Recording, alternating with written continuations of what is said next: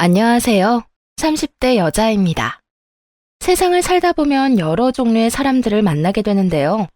대부분의 사람들은 아무리 특이하다고 해도 저런 사람도 있구나 하고 넘겨지기 마련인데 제가 겪은 시댁 식구들은 도저히 그냥 넘겨지지 않는 사람들이었어요. 거지근성은 말도 못할 정도이고 욕심은 또 얼마나 많은지 허황된 꿈속에서 사느라 제정신이 아닌 것 같은 사람들이었죠. 물론 결혼을 하기 전엔 전혀 알 수 없었어요. 남편을 포함해 시댁 식구들은 늘 웃어주었고 다정한 말만 건네주었으니까요. 하지만 결혼을 기점으로 사람들이 점점 변하기 시작하더군요. 그 시작은 바로 남편의 차별이었어요. 남편은 어느 순간부터 시댁만을 챙기기 시작했는데 그 이유는 친정이 시댁보다 더 살만하다는 것이었죠. 여보, 이번 명절 때 용돈 드리는 것 같던데 왜 우리 부모님께는 안 드려? 장인어른 장모님은 우리보다 형편이 더 좋으시잖아. 굳이 우리가 용돈까지 챙겨야 해? 뭐? 그거랑 같아? 금액이 문제가 아니라 그건 성의 표시잖아. 다음부턴 조금이라도 괜찮으니까 우리 집도 챙겨드려. 남편은 대답도 하지 않았고 저희 부모님은 여전히 챙기지 않더라고요. 남편의 말처럼 욕심만 많고 가진 것이 없는 시댁에 비하면 친정의 형편은 살만한 것이 맞긴 했습니다. 제가 어렸을 때만 해도 여유롭지 않았지만 부모님이 밤낮 없이 노력하신 덕에 살고 계시는 집을 제외하고도 소형 아파트 2채가 있었으니까요. 하지만 부모님의 재산과는 상관없이 제 형편만 된다면 자식된 돌이라도 하고 싶은 것은 당연한 마음 아닌가요? 그런데 남편은 오로지 시댁 타령만 하더군요. 가장 기본적이라고 생각하는 생신 때도 남편은 연락조차 하지 않더라고요. 그에 반해 시부모님 생신 땐 아침에 생신상을 시작으로 점심 땐 동네 분들과 잔치를 벌이고 저녁엔 좋은 곳으로 모셔 식사를 마치고 용돈까지 드리고 나서야 잔치가 끝이 났죠. 처음엔 아무것도 모르고 그 뜻에 따라줬어요. 하지만 친정 부모님의 생일을 일부러 무시한다는 걸 안 이후엔 저 역시 남편과 똑같이 행동했네요. 그랬더니 웬걸? 난리를 부리더라고요. 자기가 한 짓은 생각도 하지 않고서 말이에요. 여보, 오늘 우리 엄마 생신인 거 몰라? 아침 생신상 차리러 안 가고 아직도 자고 있으면 어떻게 해? 아들인 당신은 이때까지 자도 되고 며느리인 나는 좀 자면 안 돼? 당신 말대로 난 아들이고 당신은 며느리잖아. 시부모님 생신상은 며느리가 당연히 챙겨야지. 연애를 할 땐 이렇게까지 고지식한 사람이 아니었는데 결혼을 하며 완전 딴 사람이 된 것 같았어요. 말 같지도 않은 말을 당연하다는 듯 뱉어내더군요. 뭐? 당연? 며느리가 아니라 자식이 부모님 생신 챙기는 게 당연한 도리지. 그러니까 앞으로 그 당연한 도리 좀 하고 살아. 나한테 일 떠넘기지 말고 말이야. 작년엔 다 해놓고 갑자기 왜 이래? 뭐가 또 불만이길래 아침부터 이렇게 말을 안 듣는 거냐고.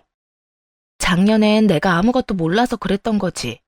당신이 우리 부모님 생신을 싹 다 무시하고 지나갈 거라는 걸 알았더라면 나도 그렇게까지 지극정성으로 챙기진 않았을 텐데 말이야. 하여튼 올해부턴 나도 당신이 하는 그대로 시댁에 할 테니까 그런 줄 알아. 뭐? 나랑 당신이 같아? 사위하고 며느리하고 같냐고. 그리고 당신 집은 굳이 우리가 안 챙겨도 가진 돈으로 알아서 즐겁게 보내시겠지. 형편 되고 돈도 있는데 자식들이 나서서 그런 걸 챙겨야 해? 그쯤 되니 돈 타령, 형편 타령에 이골이 날 것만 같았어요. 그와 동시에 짜증이 솟구치더라고요. 형편 되고 돈도 있으면 자식들이 생신조차 무시해도 된다고 누가 그래? 적어도 우리 부모님은 그딴 말한 적이 없는데 말이야. 당신이 몰라서 그렇지 당신한테 연락 한 통 없었다고 부모님 섭섭해하죠. 최소한 연락은 했어야지. 그까짓 연락이 뭐라고. 올해부터 전화는 드릴 테니까 일단 엄마 집에 가서 생신상부터 차려. 싫다니까. 그렇게 차려드리고 싶으면 지금이라도 당신 혼자 가서 해. 나도 앞으로는 당신처럼 시댁엔 전화만 드리고 우리 집만 챙길 테니까 그런 줄 알아. 결혼한 여자가 왜 친정을 챙겨? 친정 챙길 시간에 시댁에 더 정성을 쏟아야 하는 건 기본이라는 거 몰라? 헛소리 하지 말고 앞으론 친정 일엔 신경 쓰지 마. 알겠어? 남편은 발악을 하는 것처럼 강요를 하기 시작했습니다. 한껏 흥분한 상태로 자신의 고지식하고 이기적인 사고를 밀어붙이는 남편을 보는데 화가 확 치밀어 오르더라고요. 알기는 뭘 알아. 당신 이런 식으로 막무가내로 당신 집만 챙기라고 나한테 강요하잖아? 그러면 나 앞으로 시댁엔 아예 가지도 않을 거야. 그러니까 나한테 뭘 부탁하고 싶으면 당신 행동부터 똑바로 해. 뭐라고? 당신 정말 이러고도 뒷감당할 수 있겠어? 우리 엄마한테 한 소리 듣고 눈물 콧물 흘리지 말고 내가 기회 줄 때 얼른 우리 집에 가는 게 좋을 텐데. 뒷감당이든 앞감당이든 내가 할 테니까 앞으로 당신이나 잘해. 어머님이 뭐라고 하시면 당신이 우리 집에 한 행동 그대로 하는 것뿐이라고 말씀드리지 뭐. 사실 처음부터 이렇게까지 할 생각은 아니었어요. 아무리 미워도 생신이니 적어도 점심시간 전엔 시댁에 가서 식사 대접은 해야겠다고 생각하고 있었는데 남편의 행동을 보고 생각을 바꾼 것이었죠. 결국 시모의 생일날 시댁엔 가지도 않았고 발만 동동 굴리던 남편은 저를 노려보더니 혼자 시댁으로 가더군요. 그리고 그날 저녁 심통이 잔뜩 난 시누이에게서 연락이 왔네요. 언니, 오늘 우리 엄마 생신인 거 알아요, 몰라요? 알고 있었어요. 왜요? 왜요? 지금 왜요라는 말이 나와요? 시어머니 생신날 며느리가 얼굴도 안 비추는 게 말이 된다고 생각해요. 분위기 보니까 오빠랑 싸운 것 같던데. 아무리 부부싸움을 해도 이런 날엔 와서 며느리가 아침에 미역국도 끓이고 잔치 준비도 했어야죠. 싸운 것보다는 오빠가 친정 부모님께 한 행동 그대로 한 것뿐이에요. 아가씨 오빠가 이날 이때껏 친정 부모님 생신이나 특별한 날에 연락조차도 한 적이 없었거든요. 참나. 오빠는 오빠고 언니는 언니죠. 오빠는 남자고 사위니까 불편해서 연락도 못할 수 있어도 언니는 며느리니까 그 도리는 다 해야 할 거 아니에요. 누가 시댁 핏줄 아니랄까봐 남편이 한 말을 그대로 읊고 있더군요. 시집은 가지 않았어도 그간 그나마 말이 통했던 사람이 시누이였는데 그런 시누이마저 저런 말을 당연하다는 듯 하고 있으니 어이가 없더라고요. 저도 며느리라서 시댁 불편한 건 매한가지인데 그러면 저도 오빠처럼 연락 안 해도 되겠네요? 언니는 불편해도 다 해야죠. 며느리잖아요. 아가씨, 며느리가 무슨 무적의 논리라도 되는 줄 알아요? 무슨 말이든 며느리잖아요. 하면 다 해결되는 줄 아냐고요.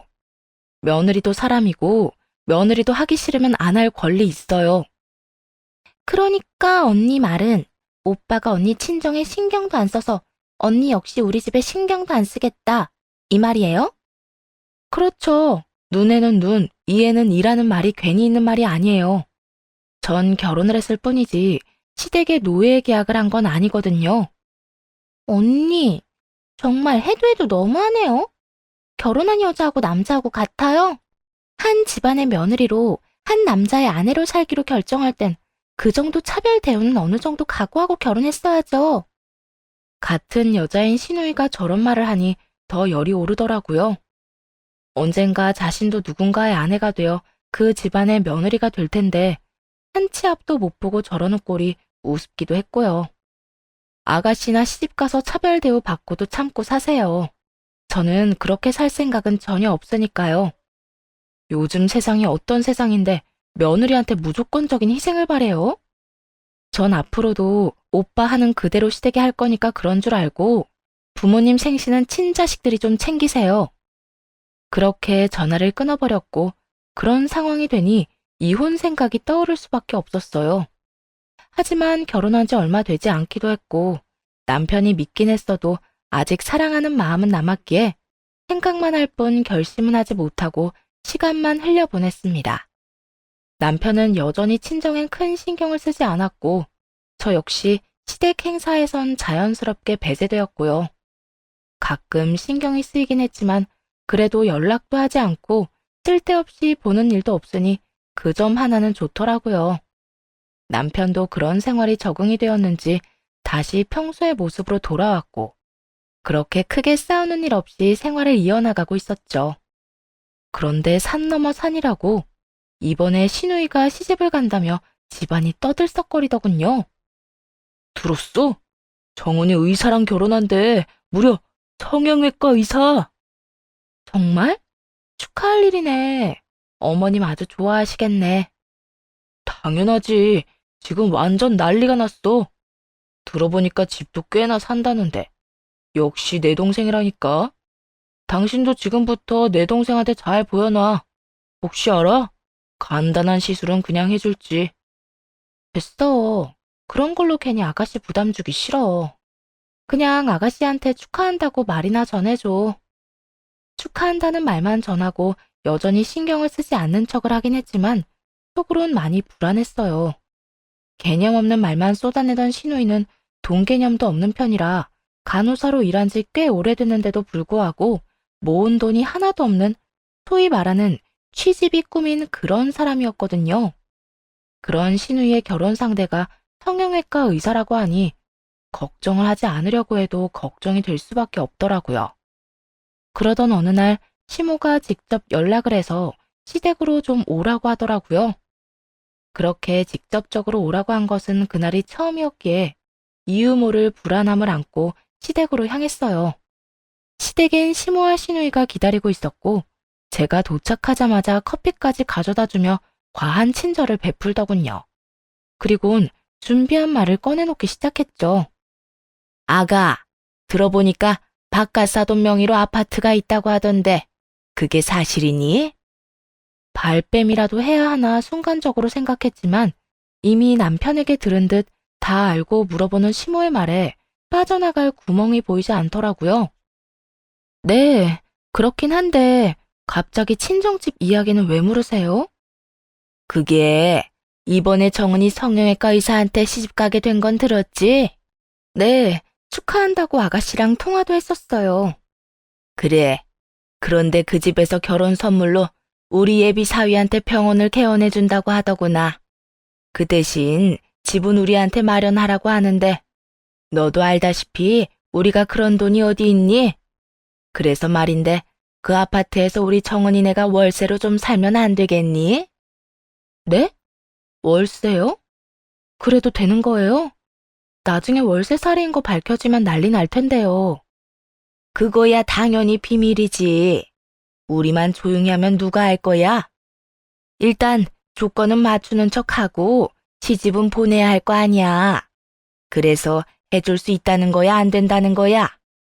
공짜로 살겠다는 것도 아니고 월세살이를 한다고 하니 고민스럽긴 하더라고요. 마침 세입자가 나갈 시기가 되기도 했고 시누이에겐 좋은 기회가 맞기도 했으니까요. 저에게는 손해볼 것 없는 상황이긴 했지만 확실하게 짚고 넘어갈 필요는 있는 문제이긴 했죠. 가능은 할 것 같은데 확실하게 할 건 하고 넘어갔으면 좋겠어요. 계약서에 월세 3개월 이상 미납 시 당장 나가겠다는 조항을 따로 강조해서 넣어도 되면 긍정적으로 생각해 볼게요. 이 조건에 시모는 가만히 있는데 시누이가 갑자기 얼굴까지 붉히더니 짜증을 내기 시작하더군요. 다른 집도 아니고 원장님 사모님 자리에 시집 가는 건데 그까지 월세 밀릴까 봐요? 아무리 우리가 아쉬운 소리 하는 입장이라지만 진짜 가족끼리 너무하는 거 아니에요? 밀릴 일 없으니까 더더욱 그런 내용이 들어가도 상관없는 거 아니에요? 싫으면 딴 집 알아보세요. 저도 굳이 가족이랑 이런 일로 엮이는 거 싫으니까요. 부모님 대신 세입자 관리는 제가 하던 터라 월세 문제로 골머리도 썩어받게 확실히 하고 싶었고 그 상대가 가족이라면 더욱 확실하게 할 필요가 있는 문제라고 생각했어요. 제가 단호하게 나오자 시누이뿐만 아니라 시모도 꽤 당황한 듯 하더라고요. 하지만 이내 저 말고는 마땅한 수가 없다는 계산이 되었는지 상냥하다 못해 비굴한 모습으로 나오기 시작하더라고요. 넌 왜 괜한 말을 해서 분위기 이상하게 만드는 거야? 아가, 네 뜻대로 다 할 테니까 그 집만 우리 정은이네가 살게 해다오. 무슨 일이 있어도 비밀인 건 알고 있지? 그래요, 언니. 제가 결혼 앞두고 조금 예민해서 순간적으로 좀 욱했어요. 미안해요. 일단 언니 뜻대로 다 할 테니까 비밀만 좀 지켜주세요. 알겠으니까 월세만 밀리지 마세요.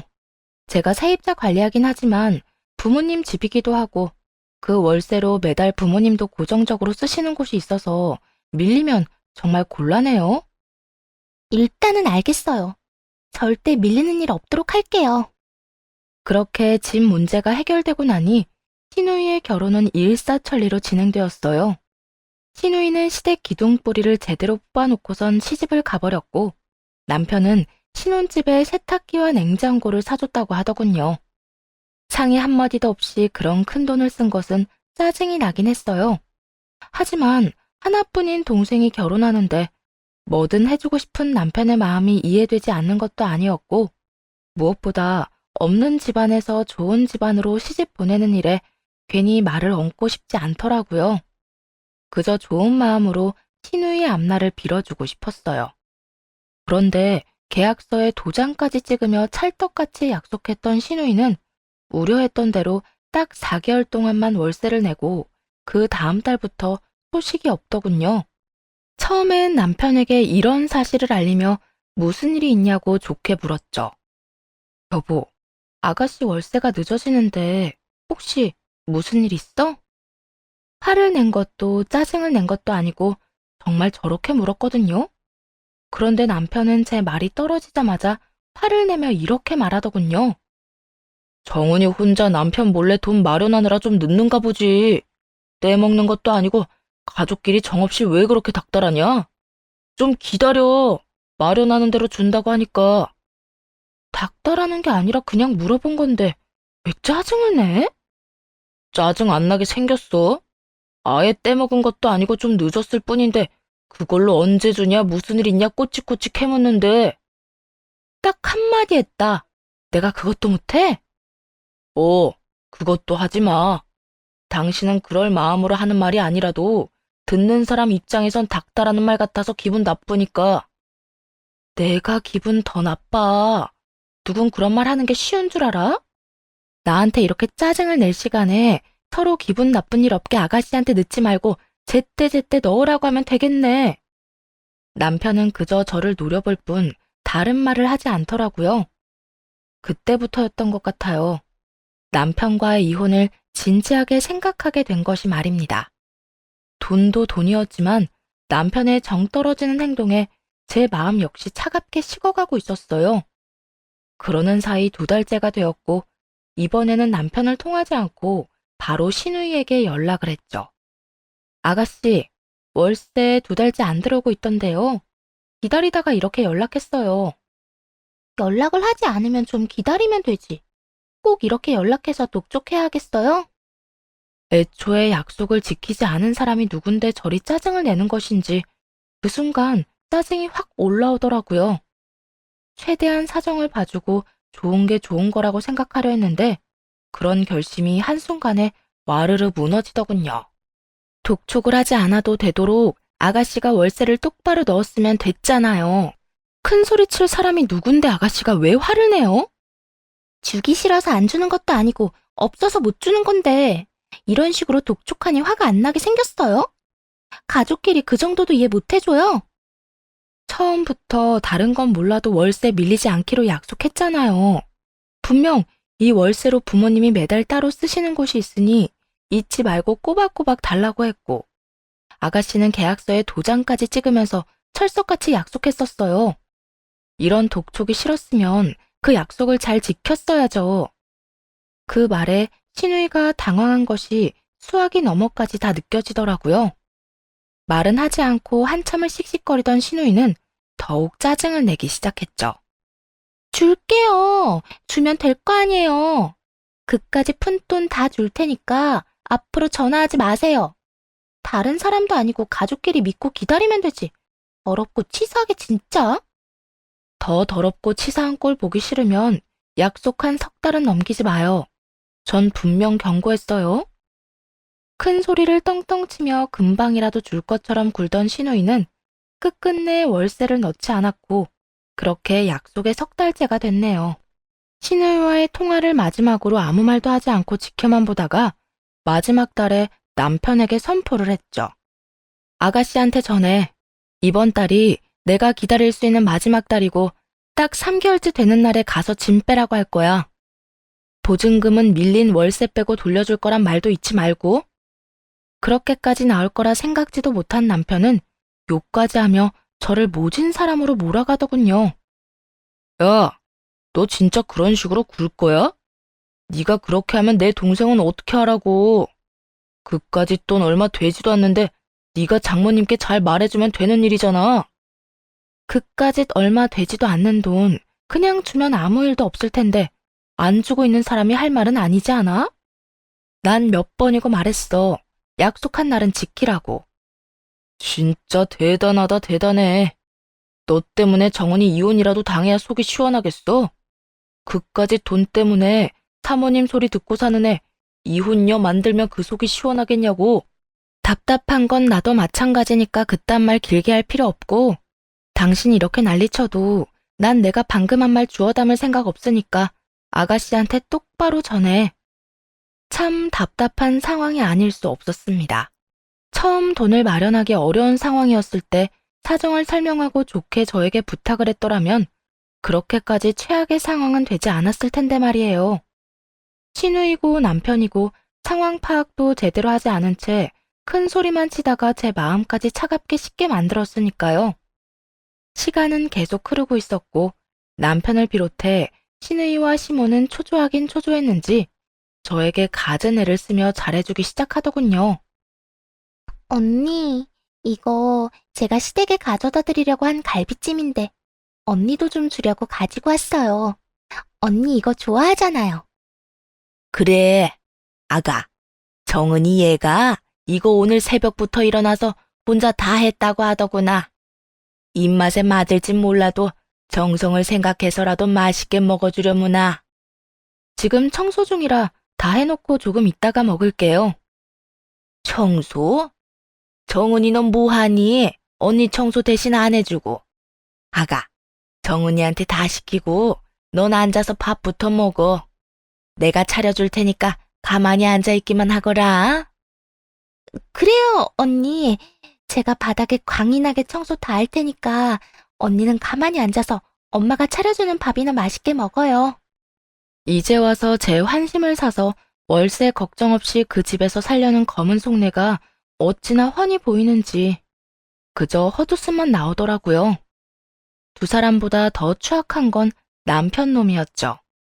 욕을 하며 난리를 부릴 때는 언제고 세상에 둘도 없는 애처가인 척 제 다리를 붙잡고 안마를 다 해주더라고요. 여보, 오늘도 고생했어. 많이 힘들었지? 나 앉아서 일해서 다리 아플 일도 없는데 웬 안마야? 그냥 평소에 구두 많이 신고 다니니까 아프겠다 싶어서. 갑자기 그런 생각이 들었다고? 왜 안 하던 짓을 하고 그래? 하나도 안 아프니까 그만해. 가만히 좀 있어봐. 다리를 이렇게 잘 풀어줘야 피로도 풀리고 여자한테도 좋은 거야. 앞으로는 자주 해줄게. 갖은 아양을 떨며 눈치를 살피는 남편을 보는데 남편 놈이 드디어 정신을 차렸구나 하는 생각보단 이렇게 수가 얕은 한심한 놈이었구나 하는 생각밖에 들지 않았네요.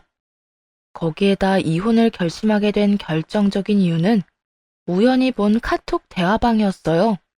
그건 바로 시누이와 남편이 나눈 것이었는데 두 사람은 제 예상을 한치도 벗어나지 않는 계획을 세우고 있더군요. 오빠, 언니 기분 좀 어때 보여? 괜찮은 것 같아.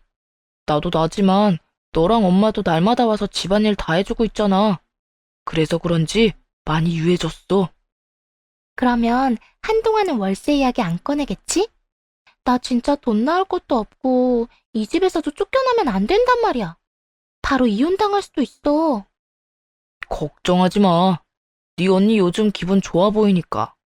한동안은 고생하더라도 엄마랑 네가 우리 집에 와서 살림도 좀 해주고 그래. 그렇게 기분 맞춰주다 보면 월세 달라는 말 안 할 거고 공짜로 그 집에서 살 수 있는 거야. 명의만 네 명의 아닐 뿐이지 그냥 네 집 되는 거라고. 그렇겠지? 정 안 되면 오빠가 월세 좀 내주면 안 돼? 아무래도 불안하단 말이야. 오빠가 그런 돈이 어디 있어. 너 시집 갈 때 가전해준다고 긁은 카드값 아직 내고 있어. 그러니까 잔말 말고 네 언니한테 잘해. 더럽고 치사하다는 말 좀 그만하고. 알겠어. 나는 잘하고 있으니까 오빠나 언니랑 싸우지 말고 비위 잘 맞춰줘. 두 사람의 문자를 보는데 화가 나기는커녕 한 치의 어긋남도 없이 너무 예상 그대로여서 웃음만 나더라고요. 그날 이후 굳이 그 인간들이 베푸는 호의를 거부하지 않고 그대로 받으며 여유롭게 이혼을 준비하기 시작했네요. 더는 남편을 사랑하는 마음도 없을 뿐더러 해준 것도 없이 바라기만 하는 그 인간들에게 질릴 대로 질려버렸으니까요. 그래서인지 이혼을 준비하는 그 마음도 가볍더군요. 그렇게 석 달이 되던 날, 명도 소송을 위해 중도 해지 내용 증명을 신우이에게 보냈습니다. 다시 말해 월세가 밀렸으니 집에서 당장 나가달라는 통보였죠.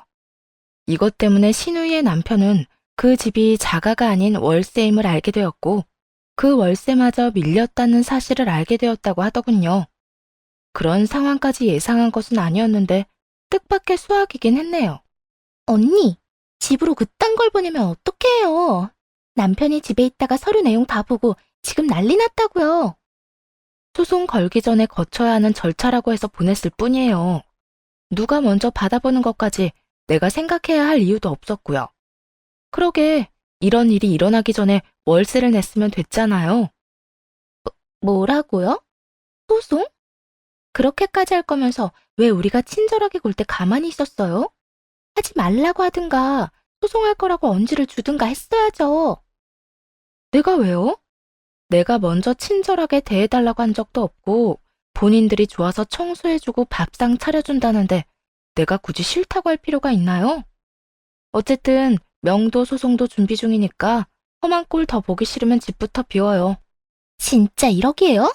나 지금 언니 때문에 이혼당하게 생겼는데 언니는 이 와중에도 집 비우란 말이 나오냐고요. 이혼당할 만한 짓 했으면 이혼 당해야지.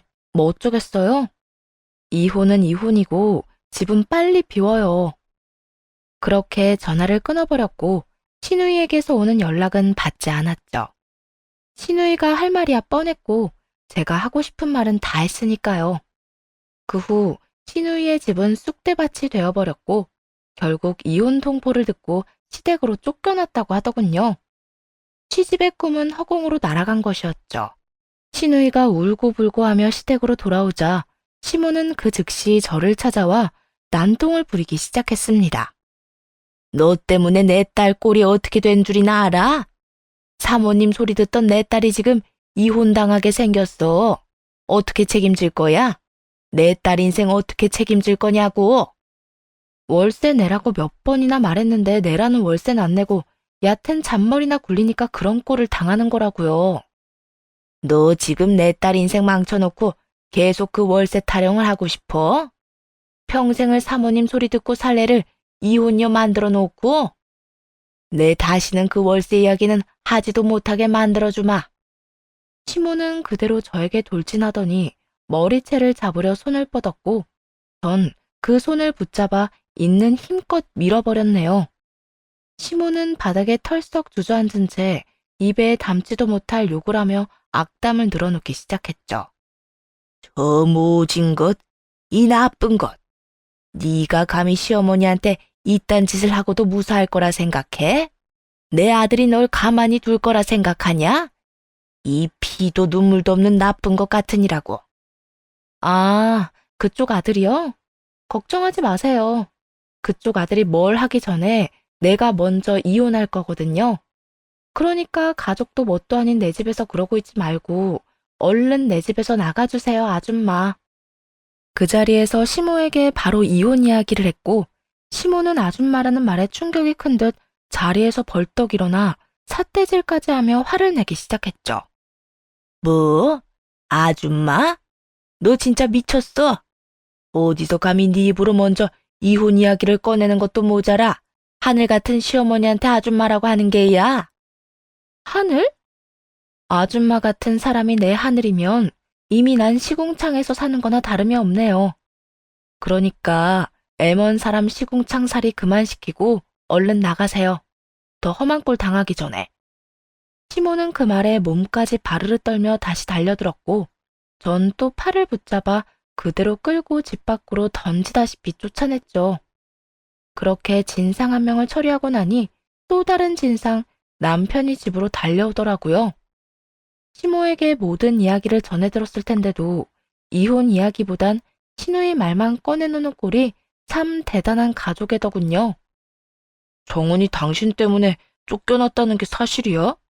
도대체 어떻게 책임지려고 그딴 짓까지 한 거야? 입은 삐뚤어졌어도 말은 바로 해. 네 여동생은 그따위로 살다가는 언제 이혼당해도 이상하지 않는 상황이었다고. 간호사인 직업 하나 빼고 집안 성격까지 모조리 다 꾸며서 한 결혼 언제까지 지속될 거라 생각했는데? 당신 진짜 미쳤구나. 어떻게 한 사람 인생을 망쳐놓고 그딴 말을 할 수가 있어. 나 때문이 아니라 너랑 네 집안 때문에 망한 인생이니까 여기에서 책임 전가할 생각하지 말고 네 집에서 가서 네 탓 내 탓 따지고 살아. 우리 집 식구들이 뭘 잘못했다고 탓을 하란 말이야. 일이 이렇게 된 건 다 당신 탓인데 당신 이렇게 피도 눈물도 없는 사람이었어? 피도 눈물도 없는 사람이었으면 그런 내용 증명을 보내는 게 아니라 당장 이삿짐 센터부터 보냈겠지. 사다리차 말고 서류부터 간 걸 고맙다구나 생각해. 그리고 이거나 받아. 뭐라고 또 헛소리를 하려던 남편의 입을 막고 싸놓았던 짐을 남편에게 던져주었어요. 짐 가방을 내려다보던 남편은 그제야 상황 파악이 조금씩 되는 듯 말까지 더듬기 시작하더군요. 이게 무슨 짐이야? 설마 나 나가라고? 엄마한테 이혼한다고 했다더니 설마 그 말 진심이었던 거야? 당연히 진심이었고 이제 내 진심 잘 알았으면 얼른 이 집에서 좀 꺼져 줄래? 이 집에서 내가 왜 나가? 이 집 대출금 나도 같이 갚았거든? 가난한 집 아들이 집을 마련할 돈이 있었을 리도 없었고 제가 청약 당첨된 집 대출금을 조금씩 함께 갚은 것을 가지고 소유권을 주장하더라고요. 본인이 생각해도 뻔뻔하다 싶었는지 다 기어서 들어가는 목소리로 말이에요. 아, 그 대출금 몇 번 같이 낸 거? 그 대신 돈 없다는 핑계 대면서 공과금이랑 생활비 한 번 제대로 낸 적 없었던 건 기억도 안 나나 봐. 이혼 소송 하는 김에 그 소송도 같이 해야 그 입 다물고 얼른 나가지. 남편은 고개를 떨구고 어떻게 하면 그 난관을 헤쳐나갈지 고민이라도 하는 듯 아무 말도 없더라고요. 그 순간 오지 않았으면 섭섭할 뻔했을 시누이까지 집으로 와 저에게 원망을 쏟아내기 시작했죠. 너 때문이야. 너 때문이라고. 돈이 없는 집안도 아니고 돈도 많은 집에서 월세 가지고 꼭 그렇게 치사하게 했어야 했어? 내가 말했지. 애초에 계약서에 도장 찍은 사람은 너라고. 그리고 이 모든 일이 그냥 돈 때문에 일어난 일 같아? 다 너희 엿보인 거야. 앞에선 알랑방귀 끼고 뒤에선 얄팍한 수났으니까 그딴 꼴이나 당하는 거라고. 뭐? 너 내 인생 망쳐놓고 네 인생은 탄탄대로일 것 같아?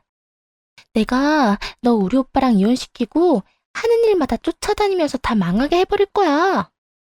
어차피 네 오빠랑은 이혼할 거고 나 쫓아다니면서 그딴 짓 하면 이혼녀 딱지에다가 다른 딱지도 가지게 될 테니까 각오하는 게 좋을 거야. 어게 진짜. 오빠, 저거 가만히 둘 거야? 그냥 이대로 지켜만 볼 거냐고. 신우이는 말로는 저에게 당해내지 못할 것 같자 남편에게 도움을 구했고 남편은 그 자리에서 강제로 신우이의 무릎을 꿇리고 이렇게 말하더군요. 너 당장 네 언니한테 빌어. 잘못했다고 싹싹 빌란 말이야. 오빠, 갑자기 왜 이래? 지금 너 하나 때문에 나까지 이혼당하게 생겼다고. 나까지 이혼당하고 이 집에서 쫓겨나게 되면 네가 책임질 거야? 신우이는 생각지도 못한 남편의 반응에 많이 당황한 듯했지만 그럼에도 남편의 말에 따를 생각이 없는지 눈을 크게 뜨며 소리를 질러대더군요. 저게 나한테 어떻게 했는데 내가 왜 빌어? 빌려면 저게 나한테 빌어야지. 오빠, 나 사모님 소리 들으면서 평생 떵떵거리면서 살 수 있었어. 그런데 저것 때문에 다 망했다고. 너 호칭 똑바로 못해? 언니한테 저게 뭐야 저게. 그리고 네가 다 잘못해놓고 왜 네 언니 탓을 해? 얼른 언니한테 잘못했다고 빌지 못해? 네가 지금 고집 부려서 나까지 쫓겨나면 나 진짜 너 가만히 안 둬. 남편은 고함을 질렀고 신우이는 입을 다문 채 가만히 저만 노려보더라고요. 웃기지도 않는 상황이었죠. 남편은 남편대로 자신의 상황만 중요시 여기고 신우이는 신우이대로 오빠가 이혼하든 말든 자기 이야기만 하고 말이에요. 이 상황에 웃음이 안 나오는 것이 이상하지 않겠어요? 남편은 계속 신우이를 닥달하고 있었고 결국 신우이는 울며 겨자 먹기로 저에게 사과를 하더군요. 언니, 제가 죄송했어요. 생각해보면 오빠는 언니 말처럼 제가 다 잘못한 건데 이혼까지 당할 처지가 되니까 너무 화가 나서 언니한테 화풀이했네요. 눈꽃만큼의 진심도 없는 신우이의 사과가 끝나자마자 남편은 내 눈치를 살피기 시작하더군요. 그리곤 그 사과가 먹히지 않는 걸 알아챘는지 더욱 강하게 신우이를 몰아세우기 시작했죠. 너 그게 사과야? 똑바로 싹싹 빌면서 사과 못해? 계속된 남편의 요구에 신우이도 폭발해버렸는지 눈물까지 쏟으며 남편의 말에 반발하더군요. 진짜 짜증나고 화나는 사람이 누군데 왜 계속 나한테 사과를 하라는 거야? 내가 뭘 잘못했는데? 이혼당하게 생긴 건 나라고 나!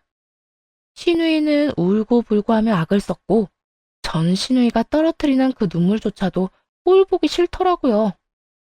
됐어. 하기 싫다는 사과 억지로 시킬 필요도 없고 사과를 한다고 해도 받아줄 생각도 없어. 그러니까 내가 싸준 짐이나 들고 네 여동생이랑 내 집에서 나가. 조금만 더 기다려주면 안 될까? 내가 제대로 된 사과 받게 해줄게, 어? 누가 사과받고 싶다고 했어? 난 그냥 당신이랑 이혼하고 싶을 뿐이야. 그러니까 헛짓 그만하고 이 짐 들고 네 집으로 가서 나랑 이혼이나 빨리 해줘. 그게 내가 당신한테 마지막으로 바라는 거니까. 남편은 이것도 저것도 제 뜻대로 흘러가지 않자 신우의 옆에 무릎 꿇고 앉아 빌기 시작했습니다. 여보, 그러지 말고 한 번만 그냥 넘어가줘. 솔직히 내가 잘못한 일도 아니고 다 우리 집에서 잘못한 일이잖아. 당신이 잘못이 없어? 정말 그렇게 생각해? 내가 월세 살게 해달라는 것도 아니었고 돈 가지고 문제 일으킨 것도 내가 아니라 정은이잖아. 내가 당신한테 좋은 말로 월세 넣어달라고 했을 때 당신 나한테 화만 냈던 거 기억도 안 나나 봐? 그런 일 있기 전엔 내 가족들 다 무시하고 당신 집만 챙기라고 한 짓은? 내가 가만히 있어서 그렇지 당신이 나한테 한 짓 따지고 들자면 오늘 밤을 새워도 모자라. 그래, 내가 다 잘못했어. 난 그렇게까지 당신이 섭섭해할 거라고 생각도 못했어. 그땐 그냥 우리 부모님이나 여동생이 너무 불쌍하다는 생각에 그랬던 거야. 이혼할 마당에 사랑 타령을 바란 건 아니었지만 남들은 한 번씩은 다 한다는 사랑 타령마저 하지 않는 남편을 보며 다행이다 싶으면서도 화가 나는 건 어쩔 수 없더라고요. 남편에게 사랑이란 마음이 남지 않았다는 걸 진작 알고 있긴 했지만 그 순간 다시 한번 확인받는 것만 같아서 말이죠. 하지만 그 덕에 더욱 단호하고 냉정하게 흔들리지 않을 수 있기도 했네요. 그러니까 앞으로도 네 가족들 알뜰살뜰 잘 챙기면서 잘 살아. 나한테 구질구질하게 이러지 말고 말이야. 나한테 가족은 당신뿐인데 자꾸 누굴 챙기라는 거야. 나 앞으로는 방금 한 말처럼 내 가족은 당신뿐이란 생각으로 살게. 아니, 당신이랑 당신 부모님까지. 그러니까 한 번만 용서해주고 이혼 이야기는 없던 걸로 해주라. 응? 왜? 우리 아빠 집에서 네 여동생 공짜로 살게 하려고 했던 것처럼 내 집에서 네가 버는 돈은 네가 다 쓰면서 공짜로 살게? 내가 미쳤니? 그 꼴을 계속 보고 살게? 더는 긴 말 시키지 말고 당장 나가. 그걸 어떻게, 언제부터 알고 있었어? 우리가 월세 안 내려고 그랬던 거, 설마 그것 때문에 이혼하자는 거야? 그거 괘씸해서? 내가 이때까지 한 말은 코로 들은 거야? 물론 그 이유도 있겠지.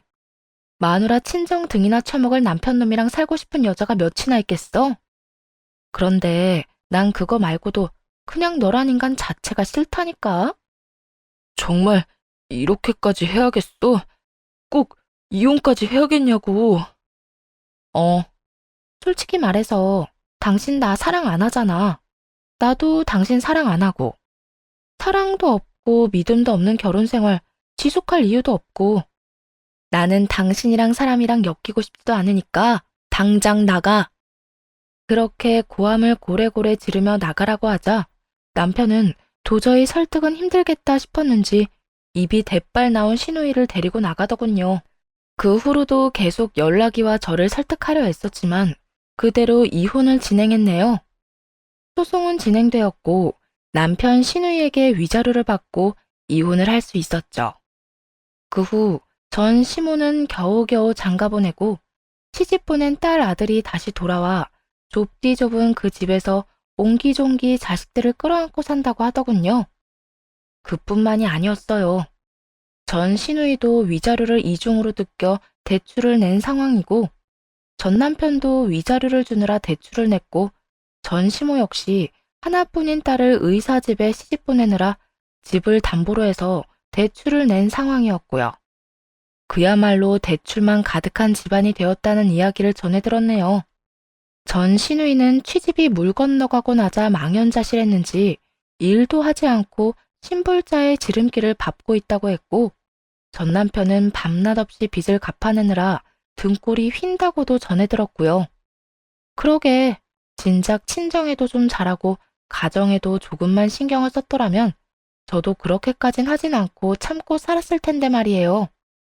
다 자업자득에다가 자기 복 자기 발로 차버렸다고 생각했네요. 그 후로 3년이란 시간이 지났어요. 요즘은 맞선을 통해 만난 남자와 결혼을 전제로 만나는 중이에요. 저와 마찬가지로 남자친구도 한 번의 아픔이 있는 사람인데요. 그런 과거가 있었던 만큼 서로 조심스럽지만 진지하게 만나고 있답니다. 남자친구 자랑을 좀 하자면 다정하기도 하고 작은 일에도 감사할 줄 아는 사람이에요. 거기에다 양가 부모님께 다 싹싹하게 잘하는 모습이 참 보기 좋더라고요. 그리고 그런 남자에게 이런 이야기를 들었어요. 우리 둘 다 아픔이 한 번씩은 있었던 사람이잖아. 그렇지. 그래서 우리 둘 다 시작이 참 힘들었고, 만나는 순간마다 다른 사람들보단 조심스러웠던 것도 알아. 그런데 있잖아. 우리는 아픔을 한번 겪으면서 사람 보는 눈이 생겼고, 그런 우리가 서로를 선택해서 이렇게 만나왔다는 건 서로에게 서로가 좋은 사람이고 필요한 사람이란 거 아닐까? 그렇겠지? 그러면 나 믿고 한 번만 더 큰 용기 좀 내줘. 나 이제 자기랑 같이 살고 싶어. 그러니까 결혼하자는 말이지? 자기가 나한테 와주기만 하면 과거를 없애주진 못해도 과거를 잊게 만들어줄 순 있어. 꼭 그렇게 되도록 내가 죽을 때까지 노력할 거야. 그러니까 앞으로 나랑 행복하게 잘 살아보자. 그 흔한 꽃다발도 반지도 준비되지 않은 프로포즈였지만 그 어떤 프로포즈보다 진심이 느껴져 다시 한번 용기를 내보기로 했습니다. 마음의 결정만 내렸을 뿐 아직 결혼에 대해 아무것도 진행된 것은 없어요. 그 어떤 것도 확신할 수 없는 상황이긴 하지만 지금의 모습이라면 다시 한번 행복한 결혼 생활을 꿈꿀 수 있을 것만 같네요. 물론 저도 많이 노력할 거고요. 우선 지금은 이 남자와의 행복한 연애를 좀 즐기며 차근차근 준비해 보려고요. 이렇게 길었던 사연도 끝이 났네요. 처음 사연을 쓰기 시작한 이유는 다들 그러하듯 하소연도 하고 새로운 출발을 두고 과거를 털어내기 위함이었어요. 그러다 문득 이 사연을 듣는 분 중 비슷한 상황이신 분들이 계신다면 저처럼 용기를 내셨으면 하는 마음이 들더라고요. 이혼, 저도 겪기 전엔 참 무서웠어요. 제가 한 선택, 그리고 전 남편과 함께했던 그 모든 시간을 부정하는 일이 그렇게 쉽지만은 않았죠. 그런데 어느 날 문득 그 지옥 같은 날의 끝은 무엇일까? 생각이 들더라고요. 늙음, 외로움, 초라함. 떠오르는 단어들 속엔 희망찬 것은 단 하나도 없었고 모조리 다 상상하기도 싫은 것들 뿐이었죠. 그래서 이혼을 마음먹게 되었고 지금 이 순간까지 왔네요. 힘들다고 해서 다 이혼을 하라는 이야기는 절대 아닙니다. 힘든 그 상황에 조금의 희망이라도 있다면 후회가 되지 않게 마지막까지 할 수 있는 건 다 해보는 것도 하나의 답이겠죠. 그런데 저처럼 빛도 희망도 없는 상황이라면 나를 위해 큰 결심 한번 해보는 것도 더 나은 내일을 위한 행동이 될 수 있다고 생각해요. 그러면 이만 물러가 볼게요. 다들 행복한 자신을 위해 화이팅 합시다. 긴 이야기 들어주셔서 감사합니다.